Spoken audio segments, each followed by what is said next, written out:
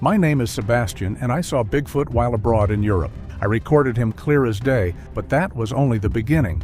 By sunset, I had found evidence that Bigfoot is spreading deep into Europe, and the reason why is more horrifying than anything the Sasquatch has ever done in America. In June of 2026, I was in Romania for a routine work trip when my flight home was unexpectedly delayed until the following morning. With an entire day suddenly free, I rented a car and drove into the Carpathian Mountains. Like most Europeans, I only knew Bigfoot from American documentaries and the occasional video online. As far as I knew, if those stories had any truth to them at all, they belonged on the other side of the Atlantic. The trail I chose wasn't particularly difficult. I wasn't planning a long hike or trying to reach a summit. I just wanted to spend a few hours in the mountains before heading back to my hotel. It was June 21st, the summer solstice, so there was plenty of daylight left. The Carpathians were every bit as impressive as people had described. Dense forests stretched across the mountains in every direction, and after about an hour, the trail became noticeably quieter. I stopped at a rocky overlook to record the view, thinking it would be a nice souvenir of the trip. It wasn't until I played the video back a few minutes later that I realized I'd captured something I hadn't even noticed at the time. I had no idea that was only the first time I'd see it that day. I eventually pulled my phone back out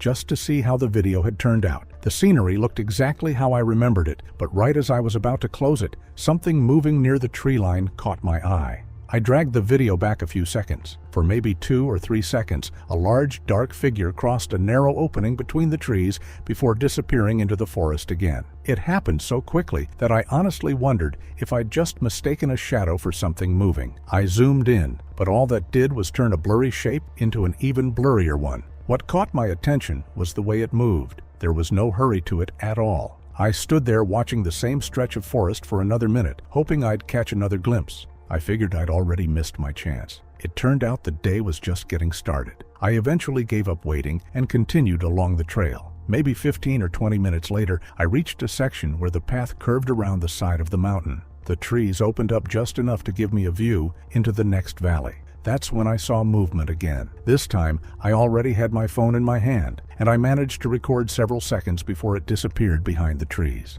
It was still too far away to make out much detail, but one thing stood out immediately. Whatever I'd been filming had something tucked against its chest. At first, I assumed it was carrying a bundle of branches or tall grass. Then, I noticed the bundle move. It wasn't much, but it was enough to make me replay the clip a few more times. If it wasn't a bundle of vegetation, then what else could it be? The only explanation I could come up with was that it had caught some kind of animal and was carrying it through the forest.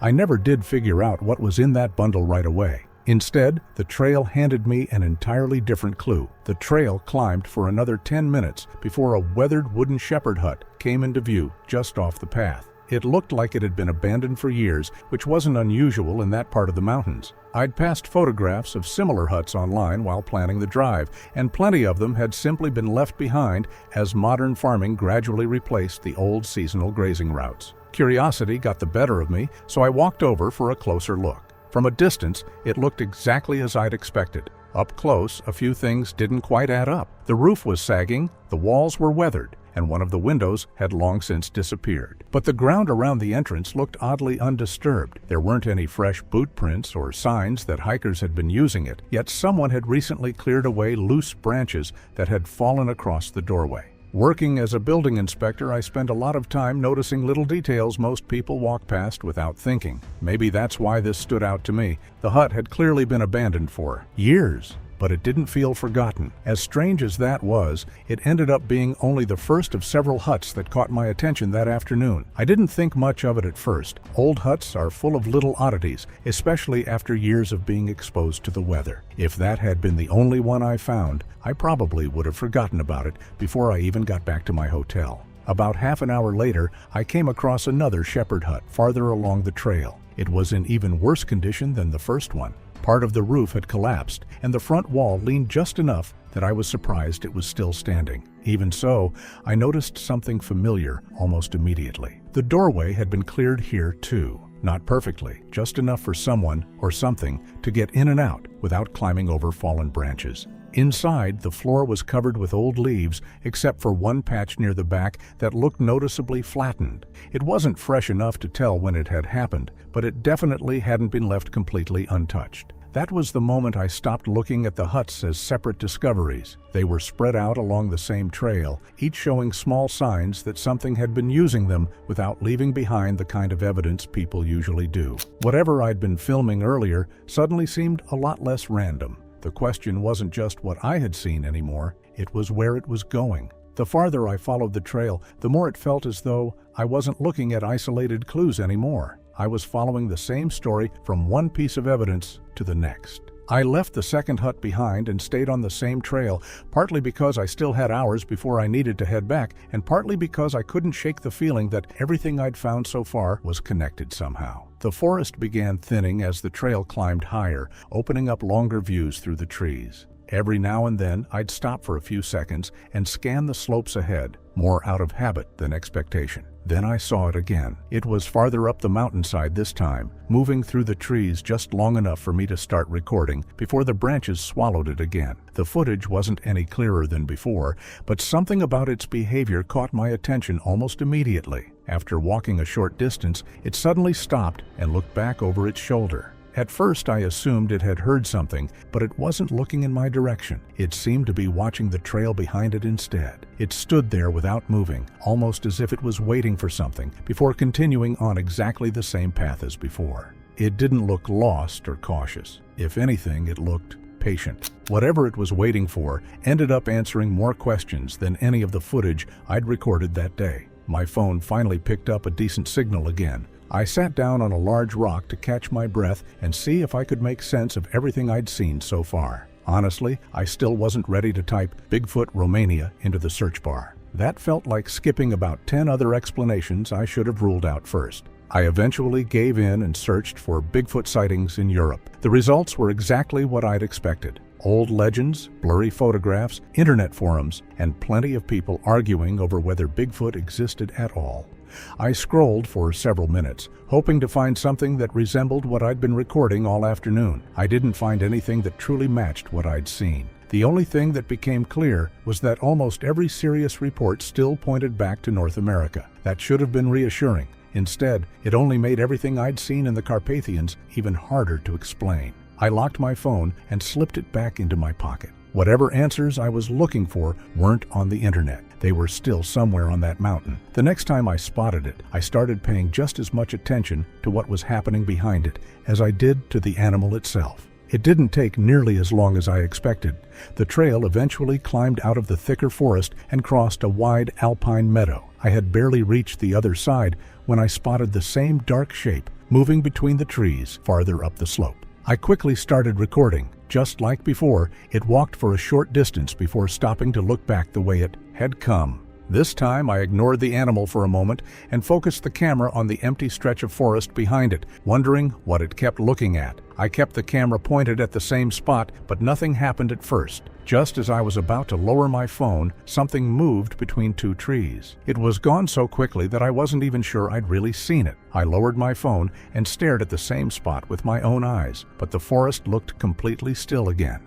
Maybe it was another animal. Maybe it was just the wind moving a low branch. Whatever it was, the larger animal seemed satisfied. It turned around and continued walking without looking back again. That tiny glimpse lasted less than a second. It was enough to convince me something else had been on that mountainside. With more questions than answers, I locked my phone, slipped it back into my pocket, and continued up the trail. The trail became steeper after that, and before long, I was paying more attention to where I was putting my feet than to what was happening around me. Every now and then, I'd stop to catch my breath, glance toward the trees, and then carry on. It wasn't another sighting that made me stop this time. I hadn't gone much farther when a long wolf howl echoed somewhere across the valley. It wasn't close enough to make me panic, but it was close enough to make me stop walking. A second howl answered it from deeper in the forest, followed by another a few moments later. I stood there listening until the sounds gradually faded into the distance. Only then did I continue up the trail, reminding myself that the wolves probably wanted nothing to do with me. At the time, I had no idea something else in those mountains would soon give them a reason to leave. A cluster of berry bushes beside the trail had been stripped almost bare.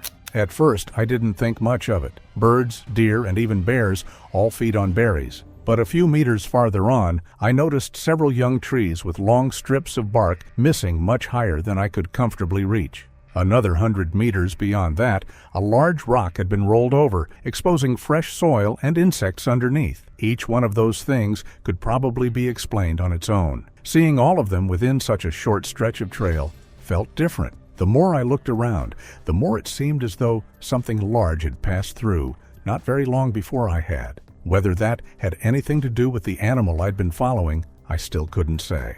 A few minutes later, I finally found the first clue that left a lot less room for doubt. The clue didn't take long to appear. A fallen pine had come down across part of the trail, forcing me to step off the path and squeeze between a couple of younger trees.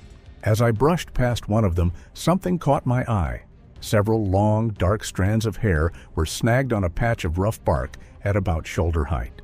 They were coarse, almost wiry, and much longer than the fur I'd expect to find on any of the local animals I'd been reading about. I looked around, half expecting to spot a bear or some other perfectly ordinary explanation nearby, but the forest was completely still. For a second, I considered leaving the hair where it was. Then I remembered I had a few empty sample bags tucked away in my backpack. They weren't meant for anything like this, but they were better than stuffing loose hair into my pocket. I carefully removed a few strands, sealed them inside one of the bags, and slipped it into my pack. For all I knew, the hair could still belong to a bear or another animal I simply hadn't considered yet. Even so, it seemed foolish to walk away from the first piece of physical evidence I'd found all day. I held one of the strands up against the light for a moment before sealing it away. It was far thicker than human hair, yet nowhere near as soft as the fur I'd seen on bears. I still wasn't ready to call it Bigfoot hair, but for the first time that afternoon, I couldn't think of a single ordinary animal it obviously belonged to. I had barely zipped my backpack shut when I heard something moving farther uphill. It sounded closer than any of my previous sightings. I had barely zipped my backpack shut when I heard the wolves again. This time, they sounded much closer than before. And then, the forest fell silent so quickly that it caught me off guard. The wolves had stopped. The birds had stopped. Even the breeze seemed quieter than it had a moment earlier. Then I heard heavy cracks echoing from somewhere uphill. They weren't loud enough to be falling trees, but they were far heavier than the sort of noises you'd expect from deer or smaller animals. I started walking again, paying far more attention to the sounds around me than the trail itself. Every so often, I'd stop and listen, and sooner or later, another branch would snap somewhere ahead. It almost felt as though whatever was making the noise was moving through the forest at the same pace I was. Then I realized I couldn't hear the birds anymore. I stopped walking and listened for a few seconds. The breeze was still moving through the trees, but everything else had fallen strangely quiet. After hearing so much activity only moments earlier, the silence was impossible to ignore. The next branch to snap hadn't come from farther up the mountain like all the others. It came from somewhere off the trail, almost level with where I was standing. That was the first moment I realized I wasn't simply following it anymore, and it changed the rest of the afternoon completely. I stayed exactly where I was. The branch had snapped somewhere off to my right, close enough that there was no point pretending I'd imagined it. I slowly turned toward the trees and raised my phone, expecting whatever had made the noise to step into the open. It never did. The forest looked exactly as it had a moment earlier. Every tree, every patch of undergrowth, every shadow seemed completely still. I kept scanning the same area, convinced that if I looked long enough, I'd eventually spot some kind of movement. Instead, I heard it. A slow, steady breath drifted through the trees. It was so faint that I probably would have missed it if I'd still been walking. I listened, and before long, I heard another breath from almost the same spot. Whatever was hiding in those trees couldn't have been far away. The undergrowth was too dense to see more than a few meters between the trunks, and for the first time all afternoon, I realized I might be the one at a disadvantage. I was standing in the open while whatever I'd been following had all the cover it needed. Waiting for it to step into view suddenly didn't seem like much of a plan. If I wanted another look at it, I was going to have to leave the trail. Leaving the trail wasn't a decision I made lightly. The Carpathians are the kind of place where it's surprisingly easy to lose your bearings once the marked path disappears behind you. Still, I couldn't ignore the feeling that if I simply carried on hiking, I'd spend the rest of the day wondering what had been hiding only a few meters away. By then, I had wandered much farther from the marked trail than I'd ever intended. My phone had lost its signal again, and the forest around me looked almost identical in every direction. For a moment, I seriously considered turning back. It probably would have been the sensible thing to do. Instead, I kept going. I picked my way through the trees as quietly as I could, stopping every so often to listen before moving again. The ground was uneven, covered with roots, loose stones, and fallen branches that seemed determined to make as much noise as possible. I wasn't trying to sneak up on anything anymore. I just wanted to see what had been standing there. The forest slowly opened into a narrow clearing no bigger than a couple of tennis courts. Nothing moved. At first glance, it looked completely empty. Then I noticed several broken branches scattered across one side of the clearing. They hadn't snapped from age or bad weather. The wood was still fresh, and the leaves hadn't even started to wilt. Whatever had forced its way through, there couldn't have done it very long before I arrived. I raised my phone and started recording again, more out of habit than anything else. A few seconds into the recording, something moved at the far edge of the clearing. Getting closer wasn't the breakthrough I'd expected. The most important detail almost escaped my attention completely. Just before the larger animal disappeared into the trees, another figure stepped into the clearing. It was another Bigfoot. The second one stayed in the open for only a moment before following the first into the forest. But that was all it took. They moved the same way. They had the same broad build and the same unusually long arms. The only obvious difference was that the second one looked slightly smaller. In an instant, everything I'd been trying to figure out that afternoon finally made sense. The first one hadn't been stopping because it was confused or unsure of where it was going. It had been making sure the one behind it was keeping up. That answered one of the biggest questions I'd had all day. The next one was even harder to explain. If there were two of them, where were they going together? Realizing there were two of them changed the way I approached the rest of the hike. Up until then, I'd been trying to keep my eyes on the larger animal whenever it appeared. From that point on, I found myself searching the spaces behind it just as often. I followed the direction they'd taken, although I was careful to leave plenty of distance between us. Every now and then, I'd catch another glimpse through the trees before they disappeared again. The recordings weren't much better than the earlier ones, but they showed something I hadn't noticed before. I kept following from a distance, careful not to get any closer than I already was. Without warning, something crashed into the ground a few meters behind me. I spun around instinctively. A thick branch lay across the forest floor where it definitely hadn't been a moment earlier. It was far too large to have drifted down on its own, yet I hadn't heard the crack of a tree breaking overhead. Whether it had fallen or been thrown, I couldn't say. What I did know was that it had distracted me for only a second. By the time I turned back toward the hillside, both Bigfoots had disappeared. I followed them from a distance until the forest opened onto another hillside. It gave me my first clear view of both Bigfoots at the same time, and I started recording before they disappeared again. Seeing them side by side answered one question almost immediately. The second one was noticeably smaller. I stayed where I was for another moment, hoping they'd reappear, but they didn't. The trees were simply too dense to follow them from where I stood, so I climbed onto a large outcrop overlooking the slope. It wasn't particularly high, but it gave me a much better view through the breaks in the forest. After a minute or two, I finally spotted movement again. At first, I thought I'd found the family. Then I realized I was only looking at one of them. The larger Bigfoot was moving steadily across the opposite hillside, but there was no sign of the smaller one anymore. It never even crossed my mind that they might have gone in different directions. The larger one was easier to follow, so I started after it without thinking twice. At first, I thought I was making good progress. Every few minutes, I'd catch another glimpse of the larger Bigfoot moving through the trees before it disappeared again. It didn't take long for that to change.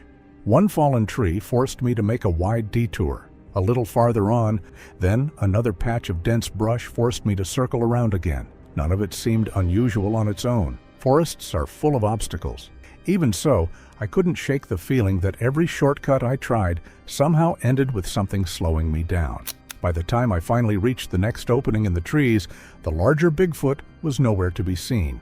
I raised my phone anyway and slowly scanned the hillside, hoping I'd catch another glimpse through the trees. For several seconds, there was nothing.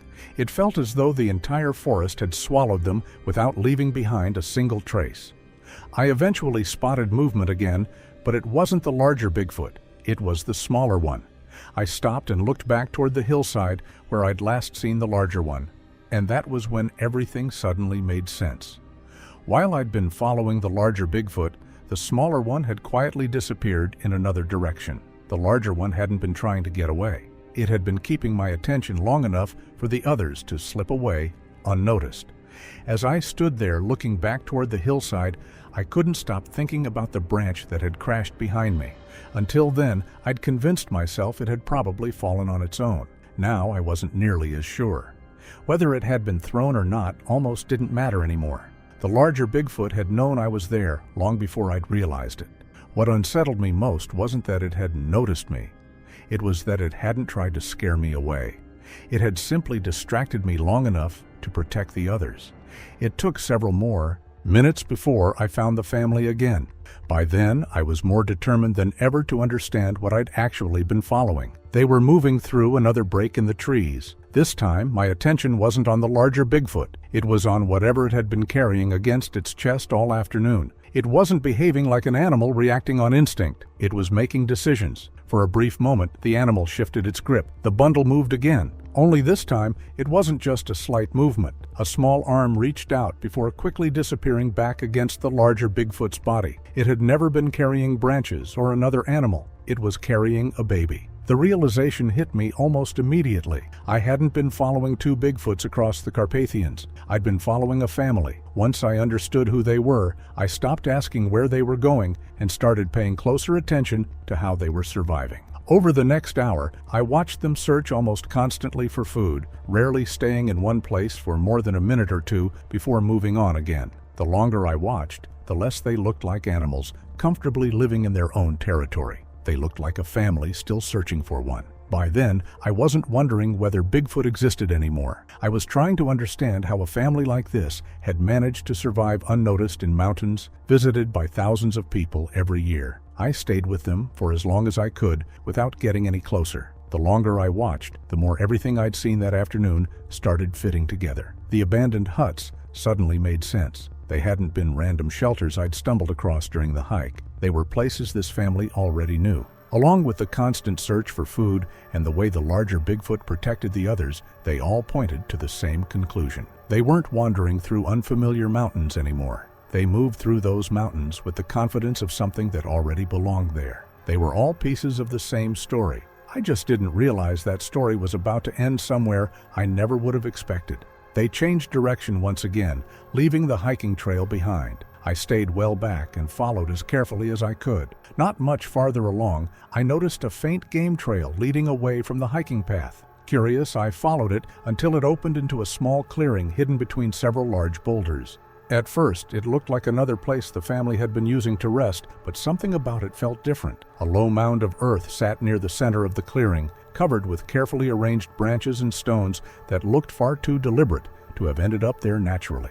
I barely had time to take another look before movement caught my eye. The larger Bigfoot stepped quietly into the clearing with the baby still against its chest, and the smaller one followed close behind. Instead of searching for food or continuing through the forest, the family slowly gathered around the mound. None of them made any attempt to uncover the mound or search around it. They simply stood there in complete silence, as though the place itself mattered more than anything around it. At the time, I still didn't understand what I was looking at. What happened over the next few minutes gave me the clearest footage I'd recorded all day. The larger Bigfoot knelt beside the mound for several seconds before carefully brushing a few loose leaves back into place with one hand. I watched as the larger Bigfoot gently lowered the baby beside the mound before all three of them stood quietly around it. None of them searched for food or showed any interest in moving on. They simply remained there for several minutes.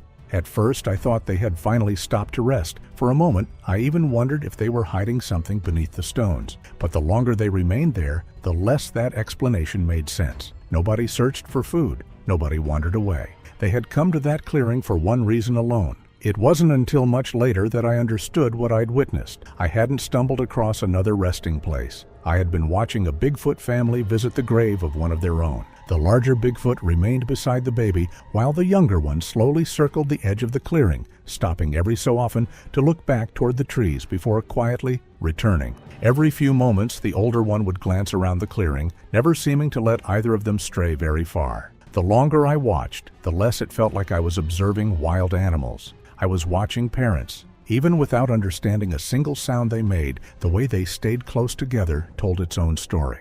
When they finally started moving, they left the clearing the same way they'd entered it, quietly disappearing between the trees without making any unnecessary noise. I waited several more minutes before stepping into the clearing myself. By then, the forest was quiet again. Apart from the carefully arranged mound, there was almost nothing to suggest anyone had been there at all. At the time, I thought I'd spent the day documenting a remarkable encounter. It wasn't until later that I realized how significant that footage might actually be. As a European, I'd always assumed Bigfoot stories belonged to North America. Not until I documented a Bigfoot family on June 21st, 2026, and realized they had already begun making the Carpathians their home. That day may have been the first time Bigfoot was ever documented in Europe, but I don't think it was the day they arrived.